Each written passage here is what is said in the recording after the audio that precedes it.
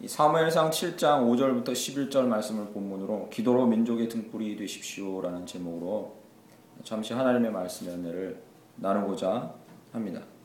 요즘 아이들 사이에 우스갯소리로 아이들에게 너 꿈이 뭐냐고 물어보면, 이건 제가 하는 얘기가 아니라 그 매체, 방송 매체에서 나온 이야기를 제가 듣고 옮깁니다. 우스갯소리로요, 절반은 셰프라고 합니다. 너 꿈이 뭐냐? 셰프예요. 절반은 셰프고요. 절반은 뭔지 아십니까? 절반은 셰프고 절반은 웹툰 작가. 우스갯소리 좀 반 섞어서. 그러나 이게 그냥 우스갯소리만은 아닙니다. 중학교, 고등학교 이런 데 가서 아이들한테 너 꿈이 뭐냐 그러면 셰프, 반은 웹툰 작가. 여러분 자녀들도 이 두 가지에 정말 많이 꽂혀 있을 거예요. 심지어 요즘에 청년들 한 20대에서 30까지 먹은 청년들도 이 셰프 요리 방송이랑 웹툰에 완전히 침잠해 계신 분들이 많습니다. 거기 완전히 빠져 계신 많아요. 예전 같으면 장래 희망란에 결코 들어오지 않을 직업들인데, 그러나 좀 바람직하기도 합니다. 너무 거창한 것만 추구하지 않고 소박하니 행복을 느끼며 살겠다라는 이런 소박한 꿈 같아요. 그런데 이런 꿈을 말하는 아이들에게 만약에 어떤 사람이 다가가서 성주야, 너는 세상의 등불이다, 이렇게 말하면 그게 어떻게 받아들일까요? 걔가 성주야, 너는 세상에 이 나라의 등불이야, 이렇게 말하면 어떻게 받아들이겠어요? 뭐 물론 아이들에게, 청소년들에게만 뭐 그러겠습니까? 환경에 시달리고 실업에 시달리고 폭력에 시달리고 삶에 시달린 어른들한테 만약에 누군가 가서 성주 형제님, 당신이 나이가 이제까지 이렇게 인생 반인생 살아왔지만 그러나 여전히 당신은 이 세상에 이 나라의 등불입니다라고 말한다면 여러분 어떠시겠습니까? 지금 제가 여러분에게 말하고 있는 겁니다. 그렇게 말씀드리고 있는 거예요. 여러분은 이 나라의 등불이십니다. 느낌이 어떠십니까? 너무 거창하고 그리고 황송할 뿐입니까? 그러나 예수 그리스도께서는 제자들에게 그리고 저희들에게 분명히 마태복음 5장에서 이렇게 말씀하십니다. 너희는 세상의 빛이라. 할렐루야. 예수님이 이제 말씀하신 거예요. 너희는 세상의 빛이라.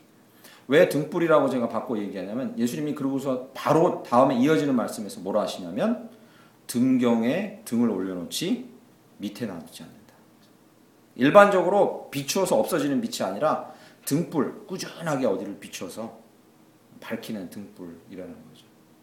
예수님이 우리에게 해주신 말씀입니다. 빛은 세상을 밝히고 생명을 살아나게 하는 거죠. 빛이 없으면요, 세상이 어둡고 생명이 죽어갑니다. 얼마 전에 제가 이 유수한 외국의 잡지에서 이 포스팅을 하나 해가지고 제 SNS에 공유를 해놨는데, 앞으로는 농업 기술을 잘 익혀도 그것도 좋은 직업입니다.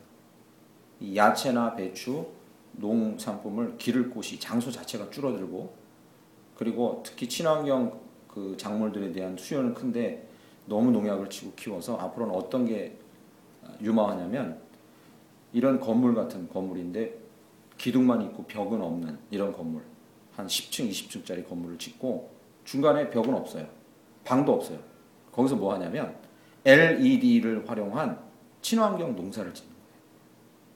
이미 미국에서는 실시하고 있습니다. 시행하고 있어요. 앞서가는 사람들이 농약 치지 않고 물만 주고 태양을 필요로 하지 않는 채소들, 태양이 없어도 LED 형광등으로 잘 자라는 채소들을 가지고 가능하면 친환경으로 키우려고 하는 거죠.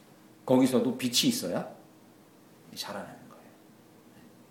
1년이면 20번, 30번씩 수확을 해요. 채소류, 야채류 같은 것을. 제가 용인에 있는 농업기술환경학교 같은 데 가봤는데 얼마 전에도요, 거기도 그걸 시험하고 있어요. 이상 희한한 건물이 하나 보이니 저거 뭐 하는 겁니까? 그러니까 거기서 그런 실험을 하고 있는 거예요. 그 얘기를 꺼낸 게 아니라 빛은 생명을 주고 어둠을 쫓아내는 거죠. 예수님은 우리에게 뭐라고 하셨냐면, 너희는 빛이라. 빛인데 정확히 찝어서 얘기하세요. 제가 이 현수막 위에다 써는 You are the light. 이 light에다가 더를 붙이고 그 뒤에다가 of world 이렇게 썼어요. 너희는 세상에 특별한 빛의 존재다. 세상을 비추는 등불과 같은 존재들이다라고 예수님 우리에게 말씀해 주셨다는 거죠. 이 사실을 엄연한 진실로 받아들이시고 믿으시길 간절히 축원합니다. 마태복음 5장 14절에 예수님은 우리에게 빛이라 하시고 그 뒤에 결코 산 위에 있는 동네가 숨겨지지 못하고 등불은 등경 위에 높은 곳에 두어야 한다는 거죠. 여기에 재론의 여지가 없다는 겁니다. 우리는 이제 우리가 빛인가? 라는 것을 고민하는 것이 아니라 어떻게 우리가 빛으로 살아야 되는가를 고민하는 겁니다. 주님이 우리에게 등불이라 했는데 아닌 것 같은데요? 정말입니까? 라고 고민할 필요가 없습니다. 이건 엄연한 사실이에요. 결코 숨겨지지 못해요. 그렇다면 어떻게 등불로 살아야 하는가를 우리는 고민해야 된다는 거죠. 사무엘상 묵상이 끝나갑니다. 오늘과 내일이면요. 드디어 사무엘상 묵상 시작한 것이 끝나갑니다. 그런데 사무엘상에는 아주 걸출한 왕 두 명을 이야기합니다. 하나는 사울. 사울은 마지막에 안 좋았죠? 그 뒤에 누구요? 다윗. 이제 화꽃처럼 피게 될 다윗을 얘기하고 사무엘상은 끝납니다. 이 두 왕에 대한 이야기 같지만 그러나 사무엘상을 지배하고 있는 이야기의 축은 사무엘입니다. 사무엘상의 이야기를 지배하고 있는 축은 사무엘이에요. 사무엘은 이 이야기를 사무엘상을 주도하는 인물이고 그리고 민족의 등불로 살다가는 인물입니다. 사무엘상에서 사무엘이 죽어요.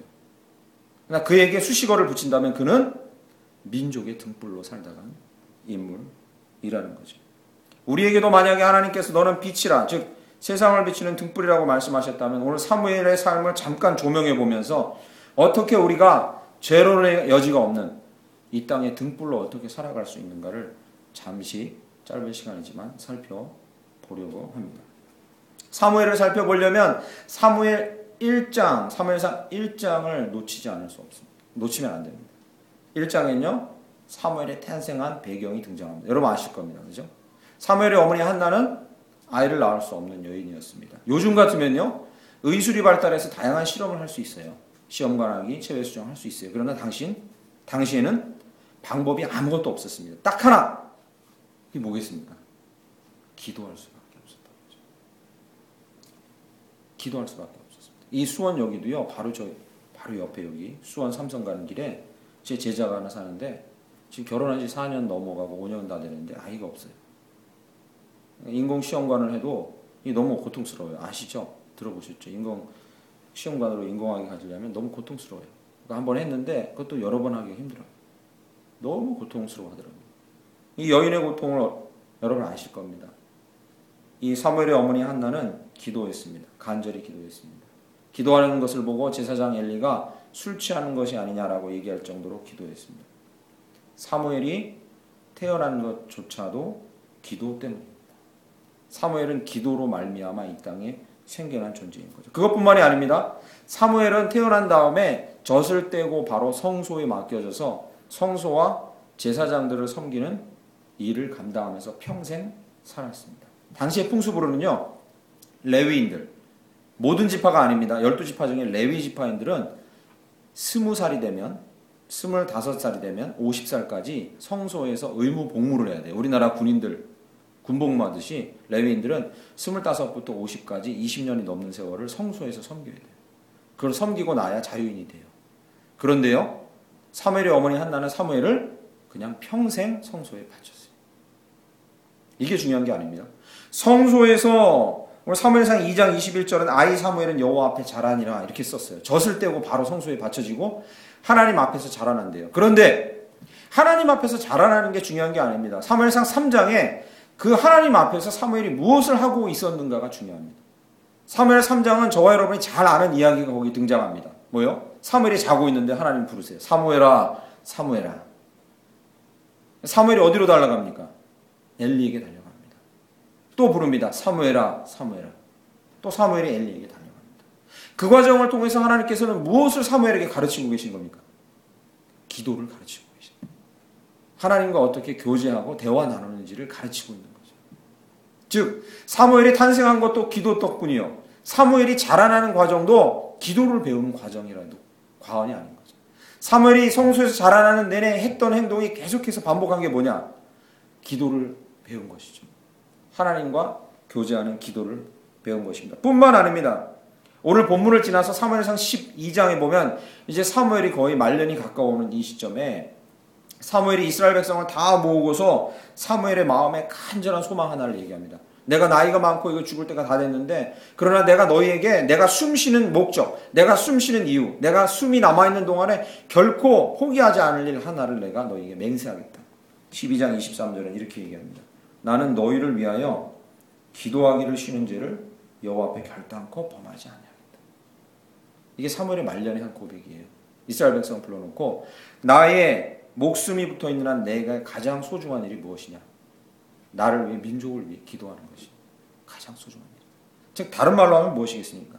사무엘이 탄생부터 죽음까지 존재의 이유는 딱 하나였다는 거죠. 존재의 근거와 이유, 목적 딱 하나였어요. 뭐요? 기도. 그것이 사무엘을 규정짓는 말이에요. 사무엘이 민족의 등불이었다 하면 무엇으로 민족의 등불이 될 수 있었습니까? 바로 기도로 민족의 등불이 될 수 있었어요. 사무엘이 민족의 등불이었습니다. 분명한 사실이에요. 그가 어떻게 민족의 등불이 될 수 있었습니까? 딱 하나예요. 기도로 그는 민족의 등불이 될 수 있었어요. 내비게이터라는 선교회가 아주 유명한 선교회가 있습니다. 우리나라에 아주 오래전에 들어오고 전 세계에 엄청난 선교 활동을 하는 선교회인데 이 내비게이터를 만든 선교사가 배를 타는 직업을 갖고 있던 사람인데 배에서 이 배를 선박 운영하는 그 선원들을 대상으로 전도를 하다가 이 발전된 게 내비게이터 선교회입니다. 그런데 이 내비게이터 선교회 창시자가 도슨 트로트맨이라는 사람인데 이 사람이 쓴 책 중에요. 제자는 태어나는 게 아닙니다. 결코 제자는 태어나는 게 아닙니다. 만들어지는 것입니다. 이 책이 있습니다. 아주 유명한 책이에요. 제자 훈련에는 아주 기본서입니다. 오카노 목사님도 이 책에 감동을 받으셔서 제자 훈련이라는 것을 꾸준히 하셨는데 제자는 태어나는 게 아니라 만들어지는 겁니다. 맞죠, 그죠? 예. 그러면요, 민족의 등불은 우리는 민족의 등불이라는데요. 주님이 우리에게 세상의 빛이라는데요. 정말 천만감사하게도 우리는요 태어날 때부터 세상의 빛이에요. 태어날 때부터 민족의 등불이에요. 그런데 제가 하나 더 말씀드립니다. 태어날 때부터 민족의 등불이지만 민족의 등불로 만들어져 가는 거예요. 이 두 가지 다가 우리에게는 유효한 거죠. 나는 민족의 등불이구나. 그렇게 생각하고 있다고 저절로 민족의 등불이 되는 게 아니에요. 우리는 민족의 등불이라는 정체성을 갖고 태어났지만 그렇게 만들어져 가야 되는 거예요. 이 태어날 때부터 민족의 등불이었지만 그걸 깨닫지 못하고 있다가 정말로 온 인류를 비춘 민족의 등불이 된 이 유명한 사람이 또 한 명 있습니다. 그 이름이 바로 성 어거스틴. 여러분 많이 들어보셨을 거예요. 어거스틴은 인류사의 신약사의 교회사의 전무후무한 존재입니다. 전에도 없었고 후에도 이런 사람이 없을 거라는 평가를 받는 존재입니다. 성 어거스틴. 그의 신학적인 지식이나 섬김의 삶이나 그리고 신부로서 사람들에게 사역한 내용에 전에도 그런 예가 없었고 후에도 없습니다. 그런 칭송을 받는 사람입니다. 그러나 그는 타고난 천재가 아니고 천부적인 자질을 갖고 있지 않았습니다. 그의 공부를 도와줄 돈이 집에는 없었고 그리고 왕족과 귀족 가문의 출신도 아니었습니다. 북아프리카의 작은 마을에서 태어났는데 아버지는 이교도였어요. 정통 기독교인도 아니고 이교도. 어머니만 정통 기독교인이었어요. 17세 때 이미 눈이 맞아가지고 어떤 여인하고 결혼도 안 하고 그냥 동거 생활을 했어요. 시작해요. 17세부터 동거 생활 시작하면서 부모의 속을 엄청나게 속입니다. 28세 되면 더 이상 고향 이 총구석에 있는 거 지겹다 하고 어머니에게 공부하러 간다고 거짓말치고 로마로 도망가서 거기서 온갖 타락한 생활을 합니다. 이게 어거스틴이에요. 어거스틴이 비로소 하나님 앞에서 진짜 회개하고 돌아오게 된 나이는 30 중반이에요. 그러니까 17살부터 시작했으니까요. 그건 20년 가까이 세월을 그러고 지낸 거예요. 그런데 그 돌이킨 이후부터 어거스틴은 죽을 때까지 성자로 추앙받고 그리고 온 인류사의 전무후무한 인물로 남게 돼요. 신학사에도 그렇고 교회사에도 전무후무한 인물로 남습니다. 어거스틴이 쓴 고백록이라는 책은 인문고전, 세계 인문고전에 랭킹 1위에 항상 꼽히는 책인데 그 인문고전에서 어거스틴이 이렇게 고백합니다. 나를 있게 한 것을 내가 나에게 묻는다면 그것은 의심의 여지 없이 어머니입니다. 이렇게 말합니다. 어머니의 기도가 나를 있게 했고 그리고 어머니 그분은 눈물로 항상 기다리는 분이셨습니다. 그가 나를 30년간 기다리셨기 때문에 내가 이렇게 될 수 있었습니다. 라고 그 고백록에서 기록합니다. 여러분, 모든 성도들은 믿음의 등불, 민족의 등불로 태어납니다. 저희 모두가 그렇습니다. 그러나 저희는 민족의 등불로 빚어져 가야 됩니다. 계속 빛을 밝혀가야 됩니다. 어떻게 해요? 방법은 하나밖에 없는 거죠. 태어나는 순간부터 죽을 때까지 민족의 등불이 될 수 있었던 것은 사무엘은 기도 때문에. 어거스틴이 민족의 등불이 되고 온 인류의 등불이 될 수 있었던 것은 하나인 거죠. 기도. 놀랍고 우리에게 안도감이 넘치는 사실 하나가 무엇인지 아십니까? 저와 여러분의 자녀가 만약에 제 아이는 40 넘어서 힘들겠는데 어거스틴은 30이 회심했으니까요. 제 아이는 어거스틴보다 좀 더 심한데요. 뭐 갖가지 이유를 여러분 다 대실 수 있습니까? 제 아이는 아닌 것 같은데요. 저는 아닌 것 같은데요. 여러분의 소망의 말씀을 하나 드립니다. 예수님께서 요한복음 5장에 너희는 세상의 빛이라 할 때요. 우리는 착각해서는 안 됩니다. 대단한 착각들을 갖고 있는 거죠. 우리 자신은 예수님 우리에게 빛이라 할 때 우리 자신은 발광체가 아니라는 거예요. 여러분 발광체 아십니까? 우리 안에서 빛이 나오지 않아요. 우리 안에서 빛이 나오지 않는다. 우리는 발광체가 아닙니다. 예수님께서 우리에게 너희는 빛이라 하실 때 우리 안에서 선한 빛이 나올 수가 없고 나오지가 않아요. 그런 뜻으로 하신 말씀이 아닙니다. 그럼 뭐겠습니까? 예수 그리스도 그분이 빛이시기에 그분의 빛을 받아야 그분의 빛을 반사할 수 있을 뿐이에요. 그분의 빛을 충분히 받아야 그분의 빛을 전달해 줄 수 있을 뿐인 거예요. 그런 의미에서 우리가 세상에 빛인 거죠. 그렇다면 제 자신이 어떻든 제 자녀가 어떻든 아무 상관없습니다. 지금 믿지 않든 지금 내 뜻대로 되지 않든 그것은 중요하지 않아요. 왜냐하면 어차피 본인에게선 빛이 나올 수가 없기 때문에 저희 모두가. 그러면 저희가 저희 자신을 위해서든 저희가 사랑하는 어떤 자녀를 위해서든 그러나 내 뜻대로 되지 않는 자녀를 위해서는 우리가 얼마든지 할 수 있는 일이 있어요. 무엇입니까? 그에게 빛이 없기 때문에 그에게 계속 빛을 비추어 주어야 한다는 거죠. 할렐루야. 이것은 멈추지 말아야 되는 거예요. 계속해서 빛을 비추어 줄 때 언젠가는 그에게서 빛이 세상 가운데 뿜어져 나오게 된다는 겁니다. 갑작스럽게 위대한 기도를 우리가 할 수는 없습니다. 그렇게 한다고 해서 갑작스럽게 아이들이 변하거나 저희 자신이 민족의 등불이 갑자기 되는 건 아니에요. 그러나 저희는 멈추지 말고 우리 자녀를 향해서 축복하고 기도하고 우리 사랑하는 사람들을 위해 축복하고 기도해야 합니다. 나 자신과 우리 사랑하는 사람들과 자녀들이 민족의 등불이 되도록 주님께서 빛을 비추어 달라고 끊임없이 기도하셔야 합니다. 그래서 기도로 민족의 등불이 되시고 우리 자녀와 사랑하는 사람들을 민족의 등불로 세우시는 저와 여러분들에게 간절히 축원합니다. 얼마든지 가능합니다. 교회 수가 작고 규모가 작고 또는 내 아이의 지금 상황이 다른 아이보다 탁월하지 못해요. 이건 아무 상관이 없습니다. 어차피 본인에게서는 빛이 나오지 않기 때문에 그렇습니다. 사무엘이 그래서 민족의 등불이 될 수 있었던 것은 이것입니다. 기도가 그를 민족의 등불 되게 했고 기도로 민족의 등불로 살아갔던 것입니다. 두 번째 사무엘이 민족의 등불로 그렇게 우뚝 선 것은 이것입니다.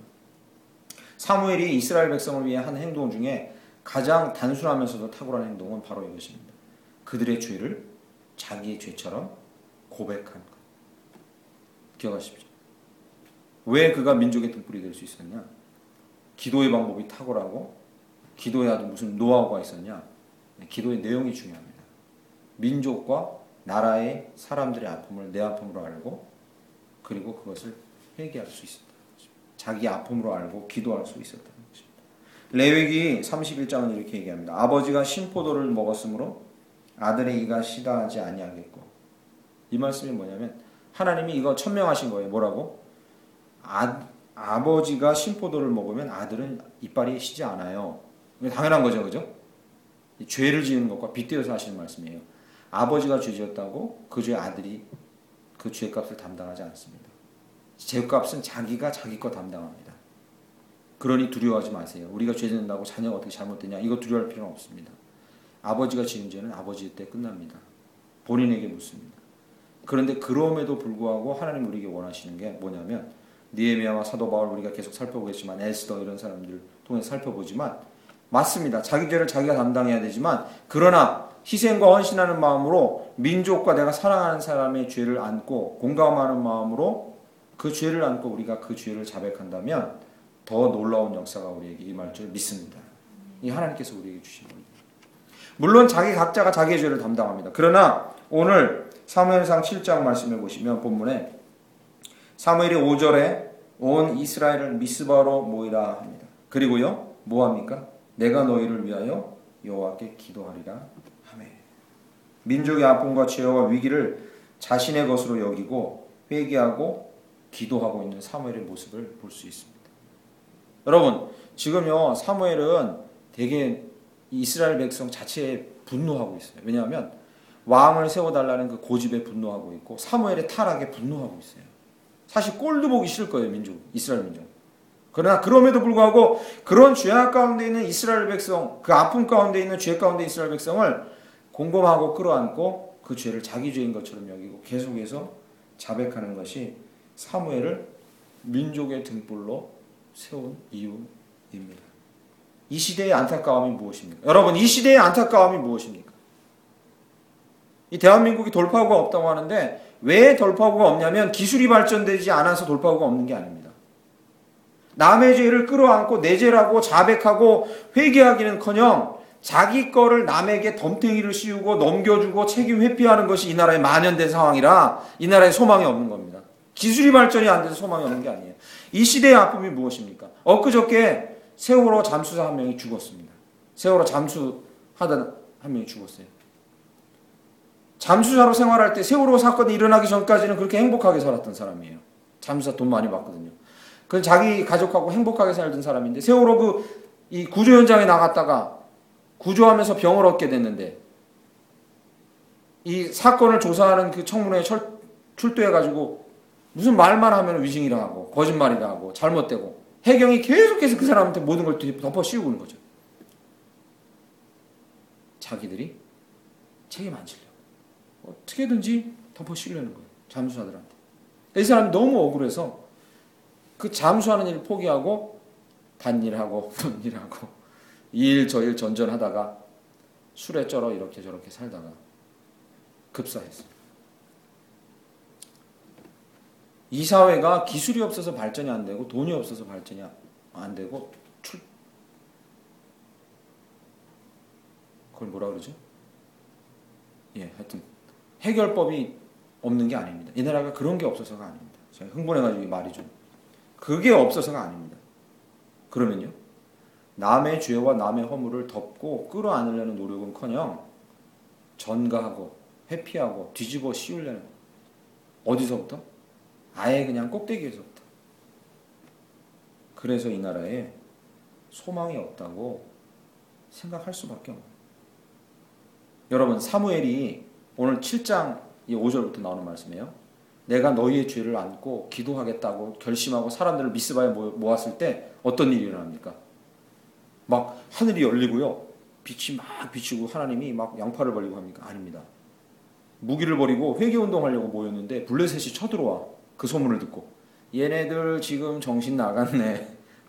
우리같이 강한 적이 있는데 지금 무기 놓고 기도하고 있네 하고서요. 모인 걸 알고 한 번에 쓸어버리자 하고 쳐들어와요.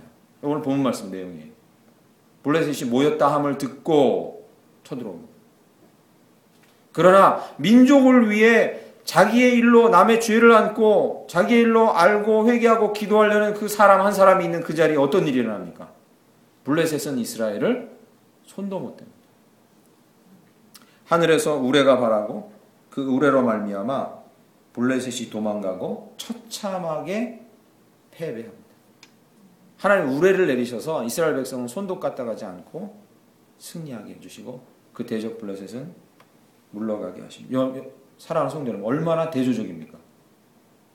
책임을 전가하고 떠넘기고 오래 남을 비난하는 곳에는 우울함과 소망 없음밖에 없습니다. 그러나 민족의 죄를 안고 민족의 아픔을 안고 자기의 아픔과 죄처럼 기도하는 중보자가 있는 곳에 무엇이 있습니까? 반드시 기적이 있다. 할렐루야. 아멘. 여러분 이 다른 이의 죄를 끌어안고 중보한 사역자 중에 가장 위대한 기적을 일으키신 그분이 누구입니까? 예수 그리스도십니다. 자기의 죄가 아니에요.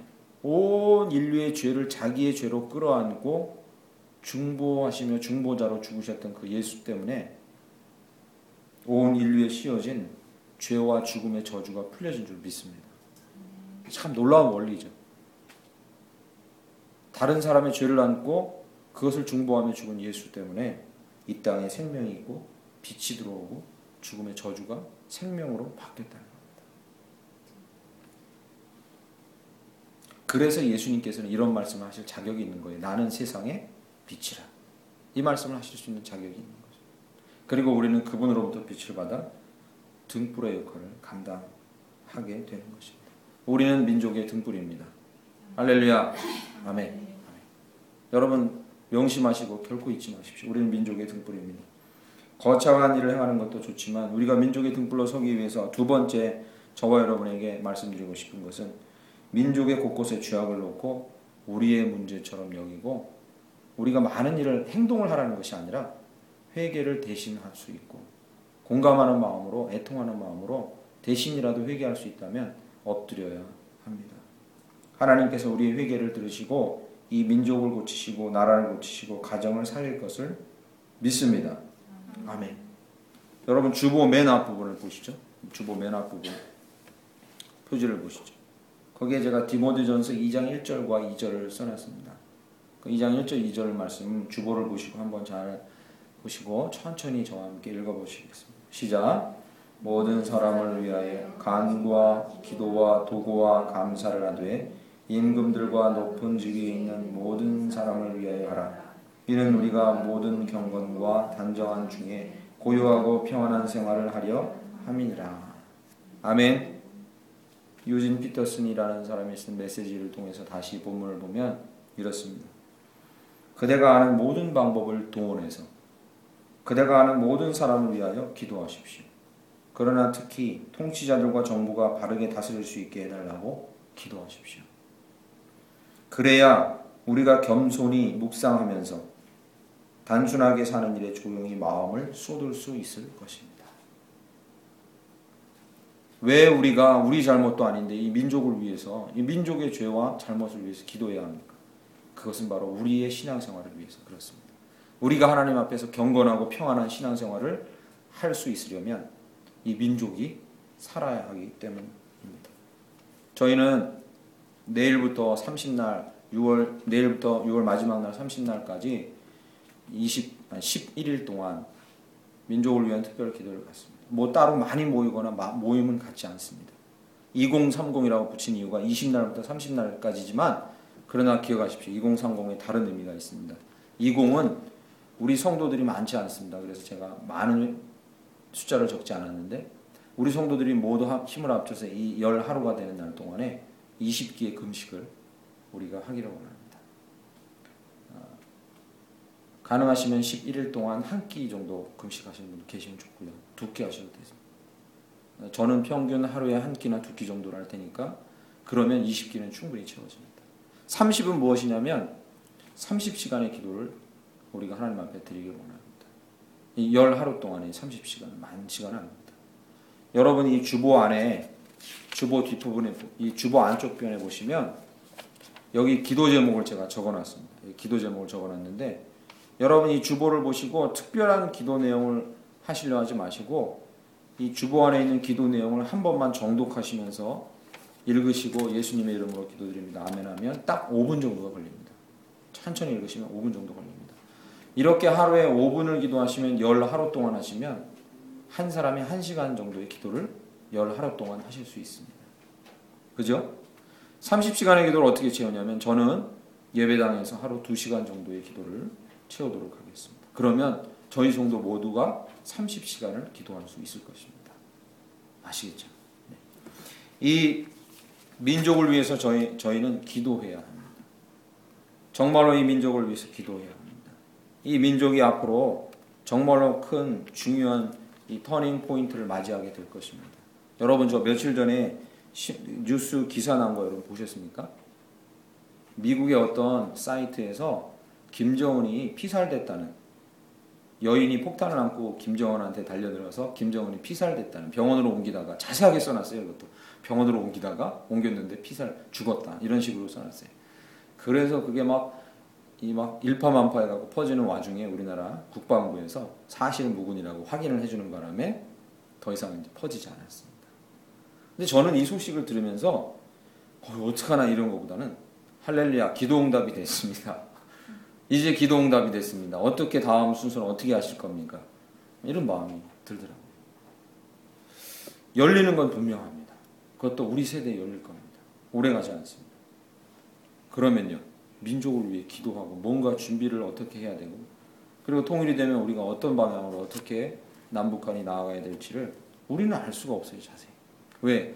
우리가 불투명한 게 아니라 그쪽이 불투명해.